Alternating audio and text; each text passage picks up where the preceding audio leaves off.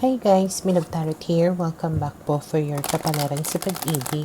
Para po ito sa mga fire signs, Aries, Leo, and Sagittarius. Maglalagay na lang po ako ng timestamp sa my description box para po mapuntahan ninyo ang inyong zodiac signs. Pero syempre, this is a general reading kaya hindi po lahat ay makaka-relate. Okay, so we will start po with Aries. Ano kaya yung posibleng pagdaraanan ng mga Aries ngayong susunod na mga araw?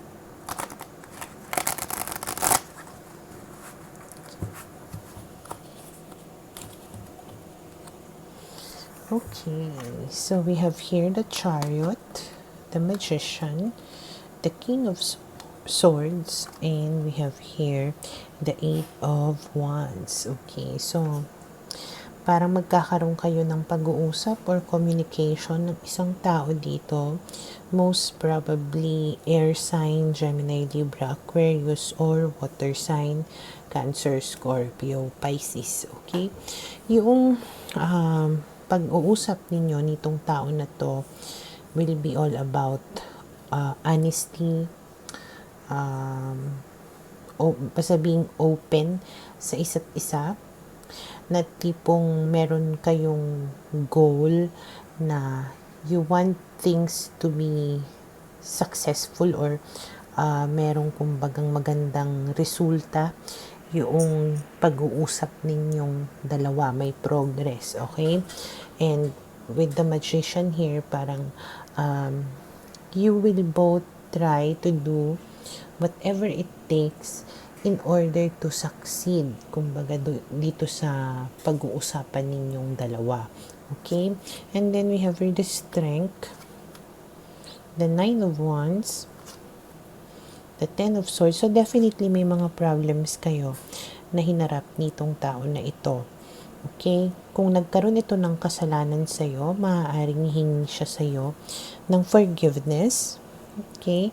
Na tipong siguro na trauma ka sa ginawa nito or naging careful ka, hesitant, ganyan. Basta may wall na sa'yo na tipong ang hirap na alisin, kumbaga, yung mga kinakatakutan mo na mangyari or na ginawa niya before. Okay? So, nakikita ko dito na sisikapin niya na maalis, kumbaga yung mga hesitations mo na yon, na ma-resolve yung mga problema na nangyari between the two of you until makampante ka. Okay? And then we have here the Wheel of Fortune. So, ibig sabihin na magkakaroon ng mga pagbabago. And then we have here the Page of Coins. And then we have here the Hangman. Okay. So, maaaring meron tong mga ipapromise sa'yo na mga bagay-bagay. Ayun nga lang meron siyang mga big promises na maaaring masabi sa'yo na pwedeng hindi agad-agad maisa sa katuparan. But it does not mean na hindi totoo yung mga pinagsasabi niya.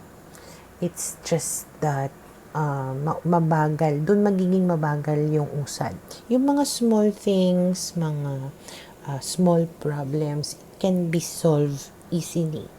Okay? Pero yung mga bigger goals, bigger wants ninyo in life or in relationship, doon kumbaga parang magkakaroon ng slow down. Okay? But again, you can parang reliable naman siya, kumbaga. Hindi siya basta-basta nagsabi lang for the sake lang na makampante ka. There is truth, kumbaga, doon sa mga sinabi niya sa'yo or sasabihin niya sa'yo. Okay? And then we have the Star, yes. Hope, star, pag-asa. Okay? And then we have here the Two of Wands in the future. Okay? So there is really hope between the two of you. Sa mga future plans niyo, pwede itong maging totoo. And then we have here the Seven of Swords. ayun nga lang, Seven of Swords kasi talks about also manipulation, doing things behind your back. Okay. Though meron naman feeling of guilt dyan, I just don't know kung along the way ba merong mangyayari pa rin na ganun. Pero, alam mo yung ang hirap. Siguro kung small things lang naman like lying to you, doing things behind your back, not necessarily cheating on you, not necessarily na yung may ginagawa siya na sobrang masama. I think it's forgivable naman, pero parang meron siyang itatago pa rin sa'yo in the future na somehow magigilty naman siya. Aamin pa rin naman siya, pero hindi ko nakikita as of now na it might affect whatever future plans na meron kayong dalawa. Okay? Hindi siya third party, hindi siya yung tipong sobrang big na kasalanan. Okay? Maybe mga bagay lang na kailangan niya munang itago sa'yo or hindi niya masabi-sabi muna sa iyo. Okay? So, this might happen in the future. Hindi pa nangyayari. Okay? Pero, ayun. Hindi kaya ng powers ko na to go beyond that. So, for now, ito yung nakikita ko na posibleng mangyari sa mga Aries.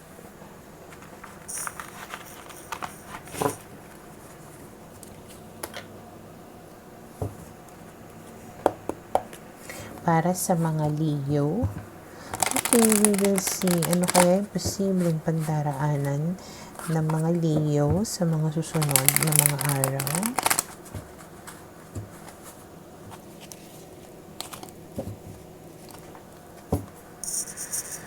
Okay, so we have here the Page of Coins, the Ace of Coins, the Emperor, the Seven of Cups. Okay, malaki yung chance na yung person ninyo ay Earth sign, Taurus, Virgo, Capricorn, and or Aries. Okay, so kung wala kayong communication nitong tao na to, maaaring magkipag-communicate na siya sa'yo at makipagbalikan. Pwede kayong magkaroon ng new beginning. Okay? Ngayon, kung hindi naman kayo naghiwalay nitong tao na to, maaari lang na makapag-usap kayo about sa future ninyo, mga plano niya for you and your relationship na parang settling down, ganyan, or being engaged. Parang inaano niya sa'yo yung mga choices, yung mga opportunities, ganyan na pwedeng mangyari sa relasyon ninyong dalawa. Okay?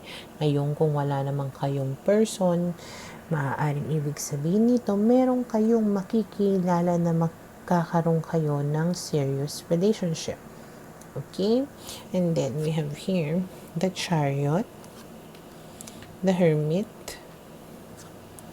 the Nine of Coins, and the Six of Wands. And whoever this person is, wala siyang sabit. Okay?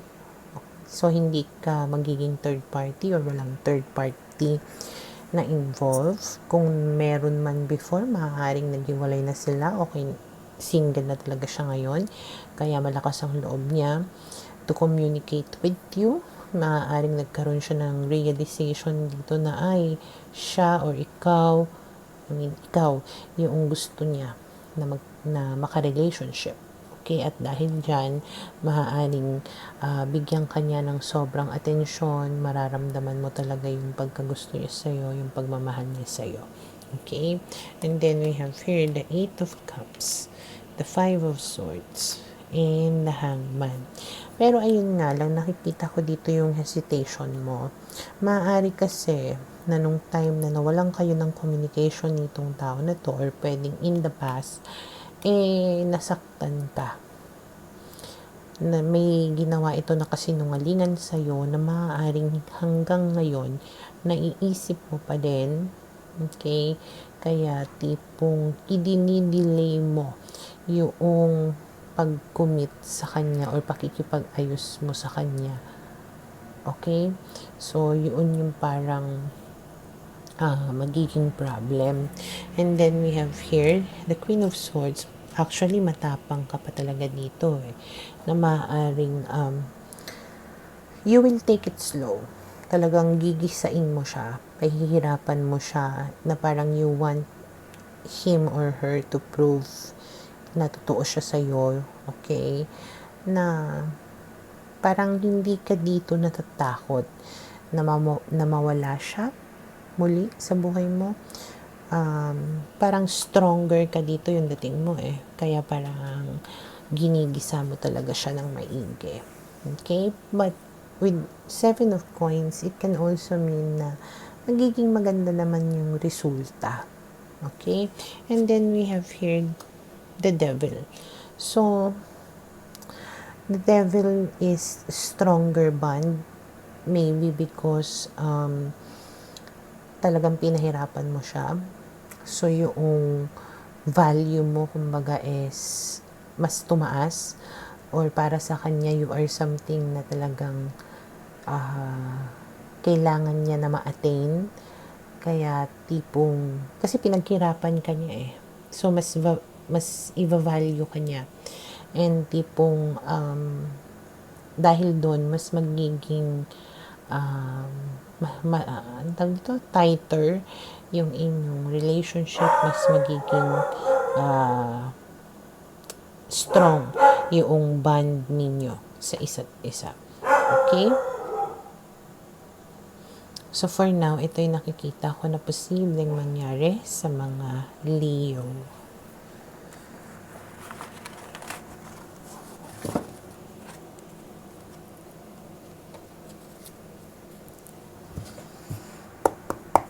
Para sa mga Sagittarius, okay, let's see, ano kayang posibleng pagdaraanan ng mga Sagittarius sa mga susunod na mga araw.